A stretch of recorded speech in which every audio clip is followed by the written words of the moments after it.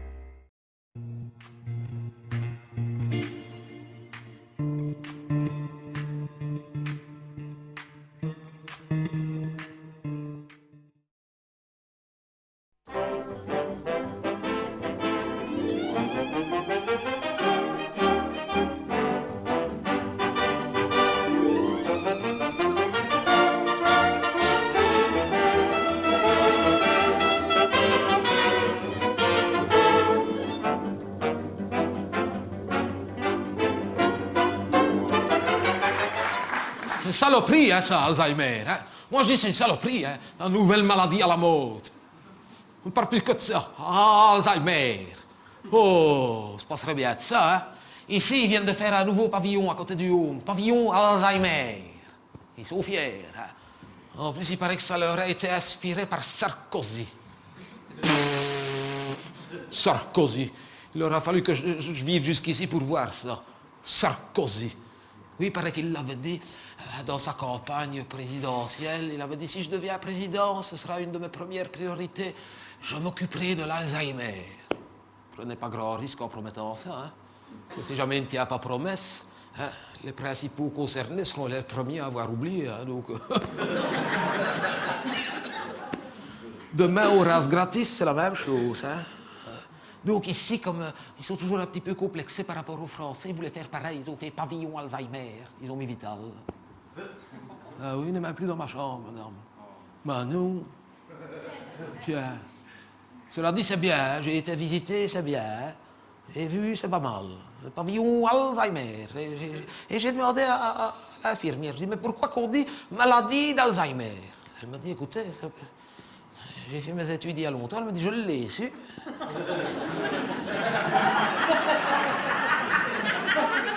Je ne sais plus. Je dis, faites attention qu'on ne vous envoie pas au pavillon, vous, hein. Elle me dit, si, ça me revient. Elle me dit, si. Elle me dit, c'est le nom de celui qui a inventé la maladie. Ce jour-là, il aurait mieux fait de se casser une jambe. Hein. Je dis quoi? Il y a des gens qui cherchent des maladies? Ouais, il ferait pas mal de chercher des médicaments. Hein. Ce serait peut-être plus intelligent, en plus donner son nom. Elle dit, allez, on ne va pas donner son nom à une maladie. Elle me dit, c'est quand même grâce à ça qu'il n'a pas sombré dans l'oubli. Oui, mais quand même. Hein.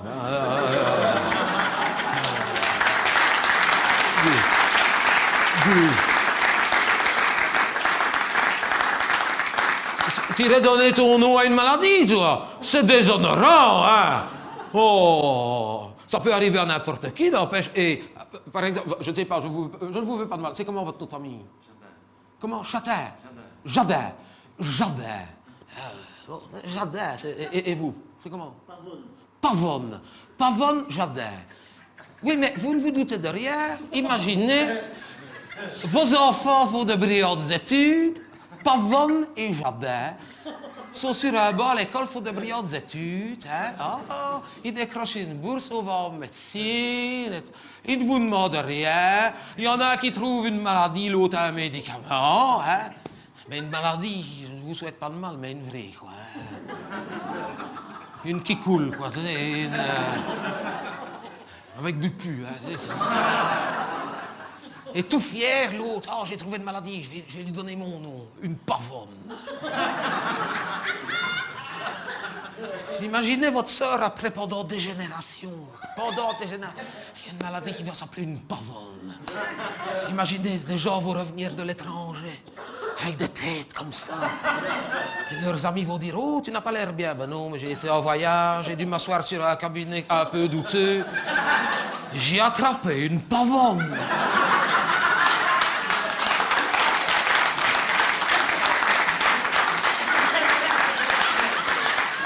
Mais une pavone carabinée. Hein. Il ne faut pas rester comme ça, tu te soignes. Ben oui, je prends du Jadin.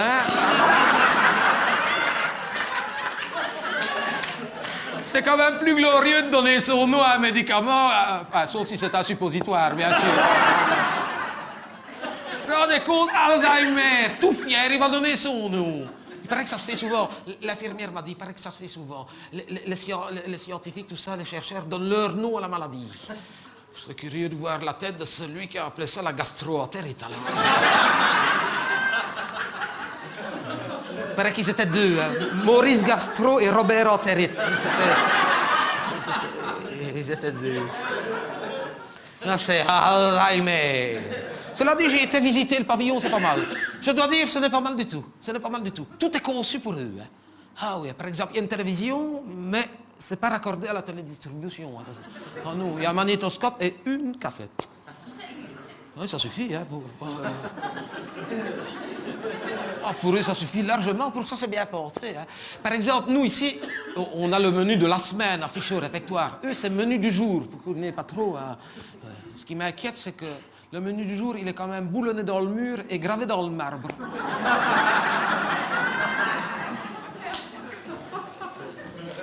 Oh, sinon, tout est pensé, hein. Et surtout pour la désorientation. C'est un des plus grands symptômes et c'est une des choses les plus embêtantes quand on a la maladie d'Alzheimer, c'est qu'on est désorienté. Hein. Ils ne se repèrent plus dans l'espace. Hein. Il y en a qui quittent leur chambre, ils ne savent plus revenir. Et là, ça, pour ça, c'est bien équipé. C'est des nouveaux modèles de chambres, ils appellent ça les chambres Jokari. Il y a deux modèles, ça dépend des étages. Il y a des modèles avec des élastiques et des autres avec des enrouleurs.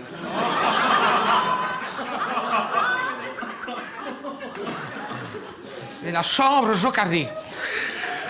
C'est comme ça, ils peuvent se promener librement. Enfin, librement. C'est une façon de parler. C'est-à-dire qu'ils ont un harnais avec un mousqueton dans le dos et on les accroche comme ça dans le dos. Hein. Et alors, ça dépend des modèles. C'est soit un élastique, soit un enrouleur. Et ils peuvent aller où ils veulent. Et quand ils sont perdus, ils se lâchent et...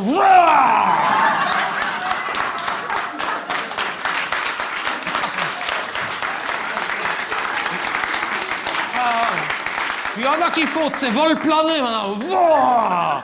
Ça pour ça, il y a intérêt à ce qu'ils aient la présence d'esprit en quittant leur chambre de laisser la porte ouverte. Il y en a qui ont eu des surprises. Hein. C'est bien pensé, c'est bien pensé. Il fallait y penser.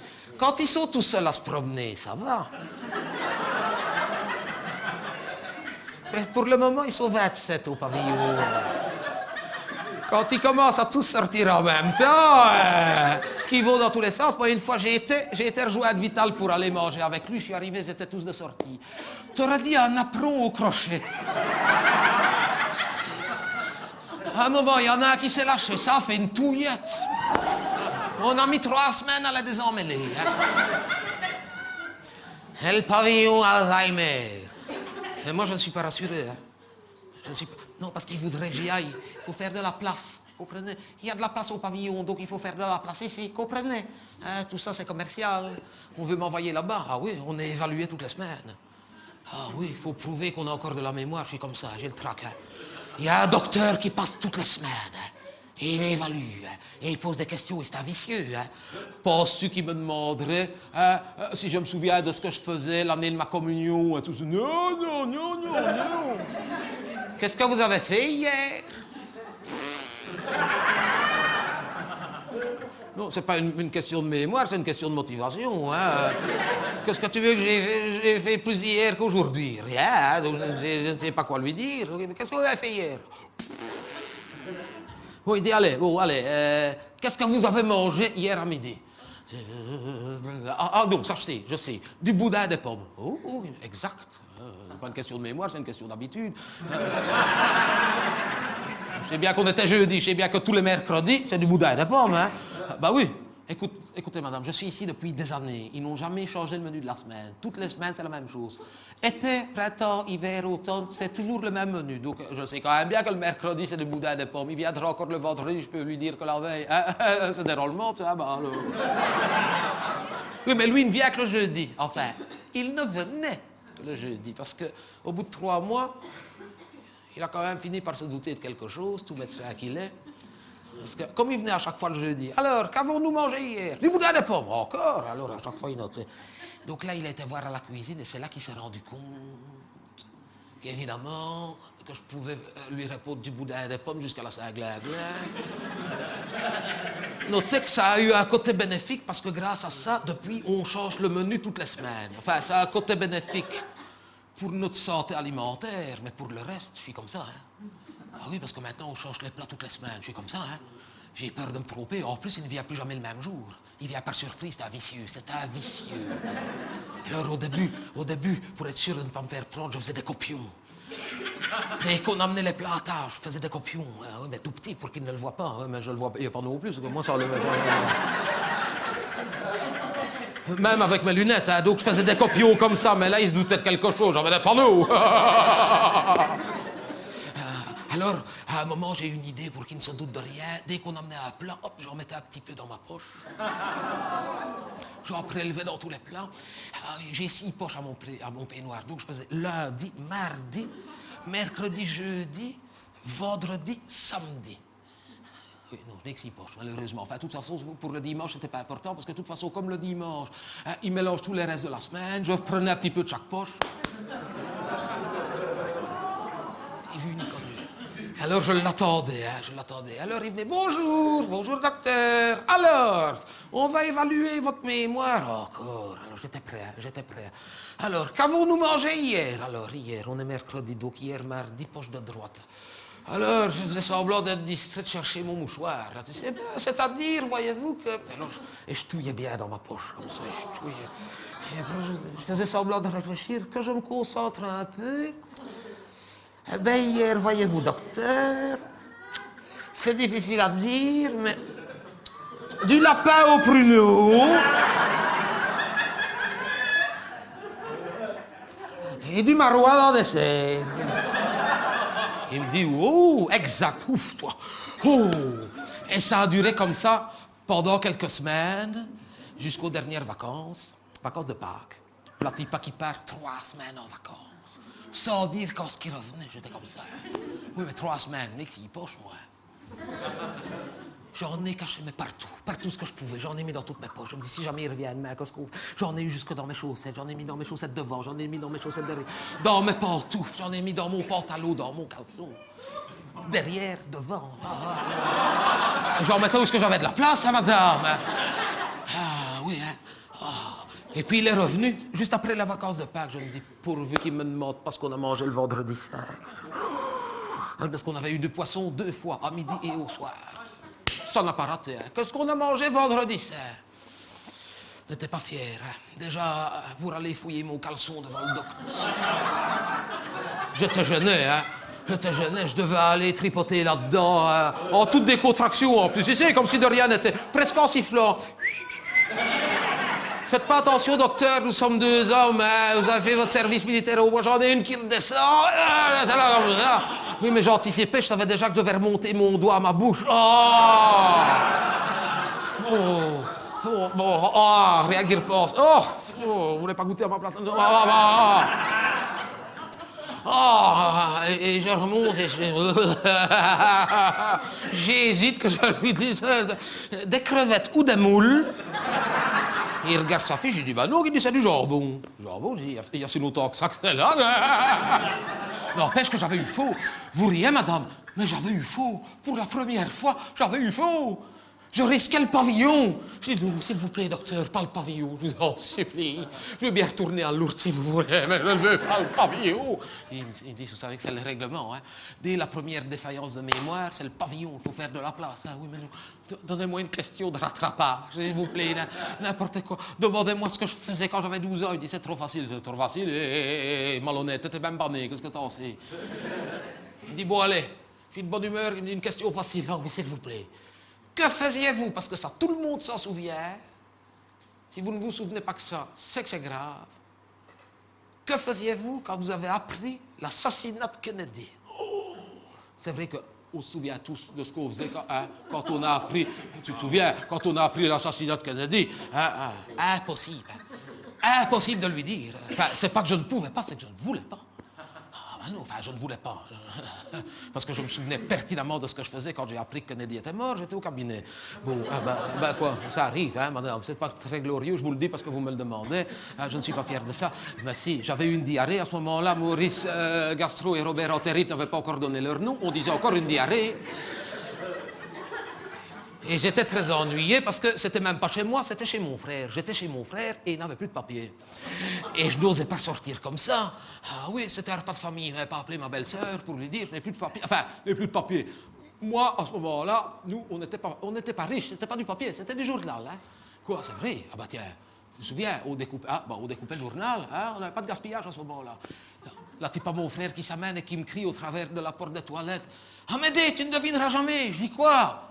On vient de le dire à la radio, Kennedy est mort. Je dis quoi? Kennedy est mort. Je dis, ah bon? Je dis, ah ben tant que t'es là, porte-moi le journal. Il dit, mais c'est pas encore dans le journal, on vient de le dire à la radio, tu me dis.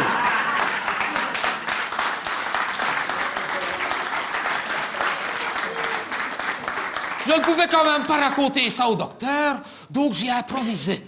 J'ai dit n'importe quoi, j'ai dit, si, bien sûr. Kennedy, je me souviens fort bien, j'étais sur mon escabeau, j'étais en train de repeindre un volet. Vert foncé, dans ces cas-là, il faut toujours donner un détail, ça fait plus vrai. Tu donnes un détail, ils sont dans le panneau. Hein. Là, en l'occurrence, il était tombé dans le volet. Mais enfin bon, je dis vert foncé parce que quand on avait eu la maison, c'était une maison de cité, c'était des gris, ma femme trouvait ça triste, elle avait voulu des volets vert foncé pour faire plaisir à ma femme et je lui raconte tout ça et hop, lui, il avale ça. Pas de problème, et je me dis après tout, il n'ira quand même pas vérifier. Hein. Ah ouais. Je lui ai tout inventé, hop. Et depuis, pareil, à chaque fois qu'il vient, hop, je l'invente, il est content, il note dans son carnet et je ne vais pas au pavillon. Et si vous voulez que je sois honnête, le docteur a peut-être raison, il y a peut-être longtemps que j'aurais dû rejoindre Vital. Ça fait des années que je triche. J'invente.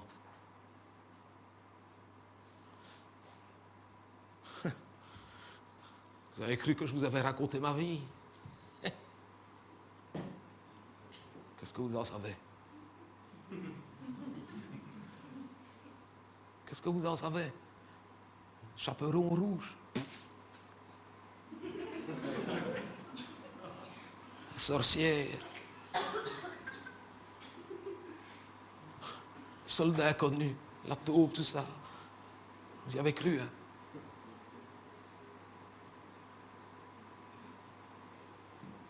Ça fait des années que je ne me souviens plus de rien.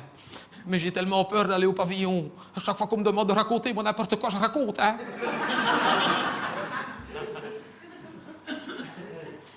Je ne sais même plus si j'ai été marié. Je ne me souviens pas. J'ai eu un papa et une maman, ça, évidemment, comme tout le monde. Je ne sais plus. C'est pas un problème de mémoire. Les gens y pensent toujours que quand on vieillit, on perd sa mémoire. C'est pas qu'on perd sa mémoire, c'est qu'on a trop de souvenirs. Il n'y a plus de place. Alors, à chaque fois que ça rentre, il y a autre chose qui sort. Sans compter tous les gens qu'on fait comme moi maintenant devant vous, tous ceux qui m'ont raconté leur vie. Il a bien fallu que je les écoute. Ça a pris de la place. J'ai dû garder des morceaux de la leur. Tout est mélangé. Je ne sais même plus ce qui est à moi, ce qui est à eux là-dedans. On m'a raconté tellement d'histoires. Je ne sais plus. Je ne sais plus. Je suppose que j'ai été prisonnier, j'en sais rien. Je raconte ça parce que tous ceux qui ont mon âge ont été. Je suppose que j'y étais aussi. Je n'en sais plus rien. Mais ça n'a pas d'importance, hein. L'important, c'est de se raconter. Et surtout d'écouter. C'est tout ce qui compte.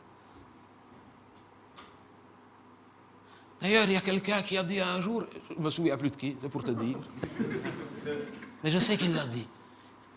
Un jour, il y a quelqu'un qui a dit, les plus beaux souvenirs sont ceux que l'on s'invente.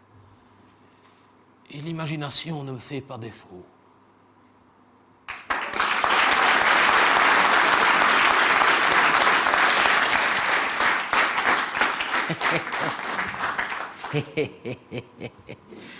Hé, gaillard. Le docteur, je l'ai bien eu. J'ai reçu mon papier définitif. je peux rester dans ma chambre. Ça y est. Tant mieux. Bon, de toute façon, je ne vais plus les encombrer longtemps. À mon avis, il y aura bientôt de la place. Il y aura bientôt de la place.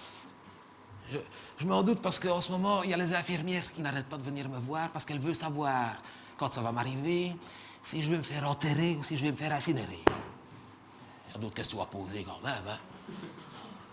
Non, mais c'est pas de sa faute. Il faut absolument qu'elle sache si je vais me faire incinérer parce que c'est le secrétariat qui demande, parce qu'ils doivent savoir s'il reste de la place sur la cheminée,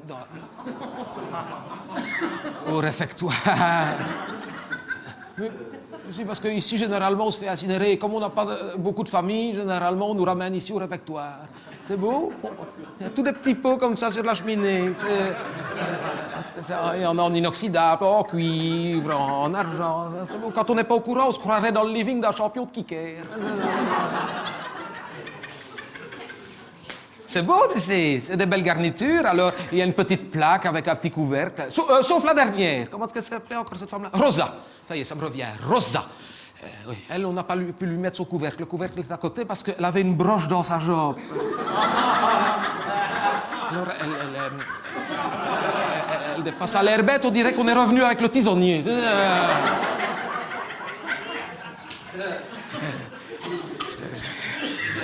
C'est pour ça, il faut leur dire si on veut se faire incinérer. Je lui ai dit, foutez-moi la paix avec ça, je ne vais pas me faire incinérer, vous me faites déjà mourir à petit feu. Non, mais je vais sûrement me faire incinérer si ça leur fait plaisir. Et pas faire différent des autres. De toute façon, ici, tout le monde se fait incinérer parce que c'est un home socialiste. Si? Nous autres ici, c'est un home socialiste, alors on se fait tous incinérer. Hein. Ah ouais. Quoi? Les socialistes, ils se font tous incinérer. Hein. Il y a encore comme ça qui sont plus ou moins sûrs de remplir une urne. Donc,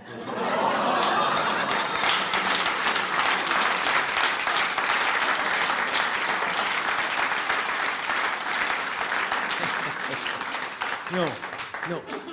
Je sais ce que je vais faire. Je vais me faire incinérer et après, je donnerai mon corps à la science. Quoi? Pour la recherche sur les grands brûlés. Hein. Ou sur les aspirateurs.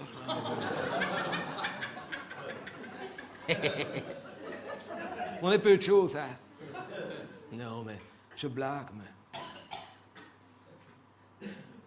Il y a des années que je sais très bien comment je finirai. Même si je n'ai aucun souvenir de la manière dont j'ai commencé ou dont j'ai vécu, il y a quand même quelque chose qui me reste là. C'est le seul souvenir que j'ai, ça j'en suis sûr. Quand ça va m'arriver, les infirmières savent ce qu'elles doivent faire. On va m'envoyer dans le tunnel, dans ma boîte. Et une fois que ce sera fait, moi, il ne me faut pas de petits pots sur la cheminée. Hein.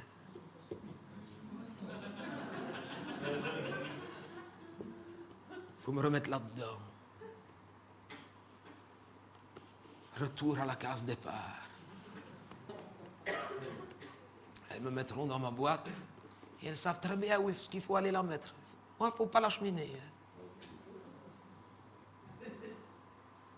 Là-bas, tu vois là-bas, avec mon papa et ma maman. C'est pour ça que je tenais tant à rester dans cette chambre-ci. Parce qu'au moins ici, j'ai toujours eu une vue sur mon avenir. Je suis juste en face du cimetière. Et pour rester vivant, c'est important de garder une vision d'avenir, avoir des projets. Vous savez, ça ne me dérange pas plus que ça de ne plus jamais me souvenir de rien et d'avoir tout oublié. Ça ne m'intéresse pas de regarder derrière. Même à mon âge, hein, ce qui m'intéresse, c'est de regarder devant. La vie est bien trop belle pour regarder derrière. Un petit conseil que je vous donne, hein, toujours regarder devant. Toujours regarder devant. Jamais regarder derrière.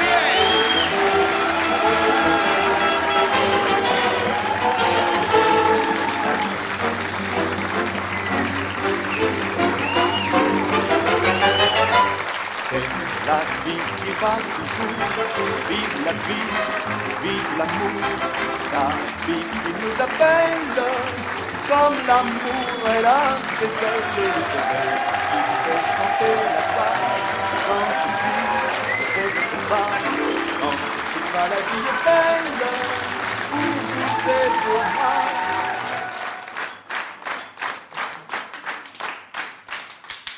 Je vous aurais vraiment menti jusqu'au bout parce que...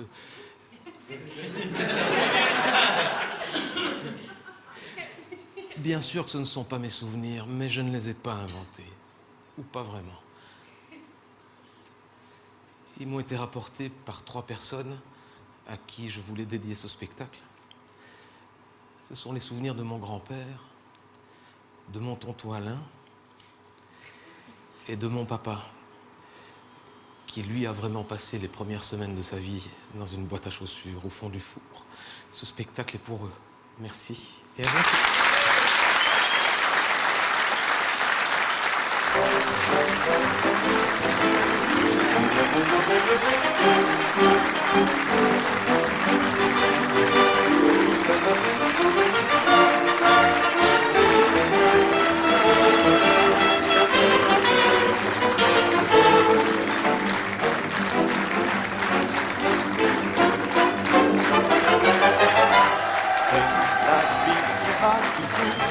Vive la vie, vive l'amour, la vie qui nous appelle.